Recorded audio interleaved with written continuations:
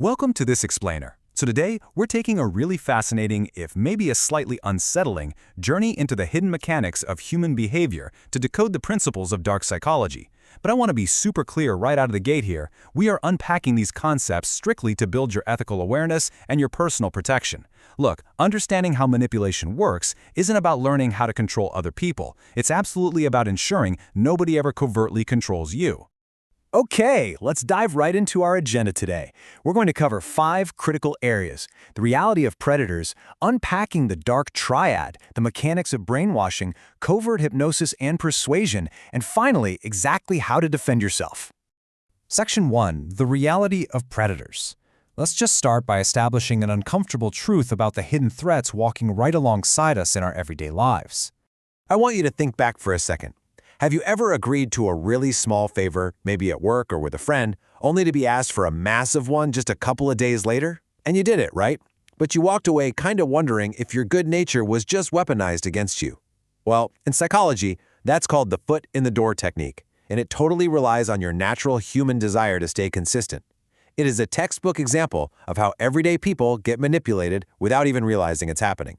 Because of our hyper-connected world, we are honestly at a staggering risk of being preyed upon. Think about it. Physical boundaries have been completely obliterated by the internet. That means we aren't just dealing with predators in our own neighborhoods anymore, we're dealing with virtual ones too. This is exactly why recognizing how these manipulators operate has to be your absolute first line of defense. You know, we naturally want to believe the best in everyone we meet, but just walking blindly with that assumption makes us incredibly vulnerable. The source material puts it pretty bluntly, stating that humans have become even more predatorial than wild animals. But here is the tricky part. Modern predators hide right in plain sight. They don't look like cartoon villains.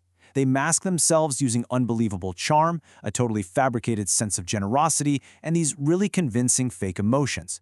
What they actually possess, hiding just underneath that charming surface, is this obsessive, suffocating need for control and a profound sense of entitlement. Section 2. Unpacking the dark triad. To build a proper shield, you first have to know exactly who you're up against by looking at this specific clinical concept. So what is the dark triad? Basically, it refers to a cluster of 3 overlapping personality traits: narcissism, Machiavellianism, and psychopathy. When someone scores highly in these areas, they typically show highly manipulative and malignant behaviors. They simply do not view social interactions the way you or I do. To them, we aren't human beings with feelings. We're literally just pawns on a giant chessboard, existing solely to be used, moved around, and eventually discarded the second we stop being useful. Now, looking at this breakdown, these distinct traits have very specific red flags. With narcissism, the core driver is this unquenchable thirst for perfection and control, which shows up as a total lack of respect for your boundaries. Then there's Machiavellianism. These folks are emotionally detached opportunists who fundamentally believe the end always justifies the means. They despise structure and rules because rules just limit their ability to exploit people. And finally, psychopathy, characterized by extreme boldness, zero inhibition, poor impulse control, and an absolute, chilling absence of empathy. Keep in mind, these traits often blur together, which creates a highly effective manipulator. Section 3. The mechanics of brainwashing. Now that we know who they are, let's look at one of their most extreme, long-term tactics for dismantling your autonomy. Look, when we hear the word brainwashing, it's super easy to picture dramatic movie tropes or sci-fi mind control. But in reality, it is a brutal, systematic form of psychological warfare. It's not just a one-off magic trick. It's a sustained campaign designed to literally strip away your core identity, flood you with crippling self-doubt, and force absolute compliance to someone else's agenda. Psychiatrist Robert J. Lifton breaks this down into 3 major phases. First, they break down the target. They assault your identity, telling you day after day that you're wrong, you're bad, you're unworthy, until you're completely flooded with debilitating guilt.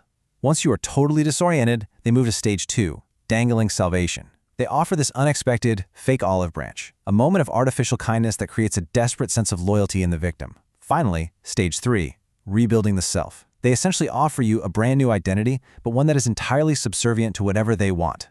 Section 4. Covert hypnosis and persuasion. Okay, brainwashing is extreme, but what about the subtle, everyday manipulation at the office or in relationships? First off, forget the swinging pocket watch. Everyday hypnosis has nothing to do with putting you to sleep. It's really just a method manipulators use to quietly bypass your conscious defenses and short-circuit your critical thinking. They do it by heightening your inward attention. Think about when you get so completely lost in a good book that you literally don't hear someone calling your name. That's a trance state. Manipulators use conversational techniques to trigger that exact same state, making you highly suggestible without you ever noticing. This is where it gets really interesting.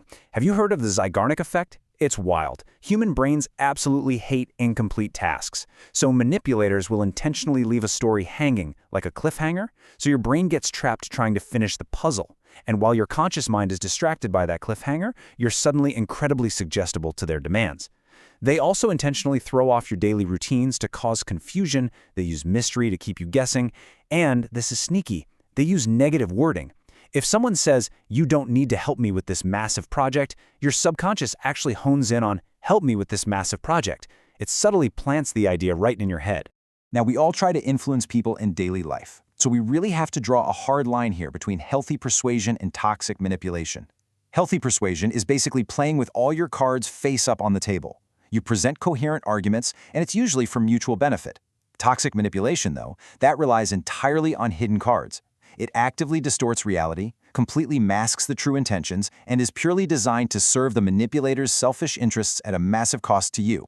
Section 5. How to defend yourself. All right, we've outlined the problem, agitated the threats of the dark triad, and exposed their tactics. Now, let's build your psychological shield.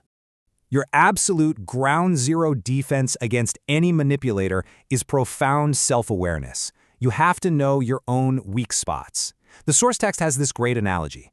Human predators are like sharks in the water. If you have a hidden insecurity, that's a drop of blood in the water. They will smell it instantly and attack right there. So whether you struggle with low self-esteem, a need for approval, or you just hate conflict, you absolutely must acknowledge these vulnerabilities internally before a predator exploits them externally.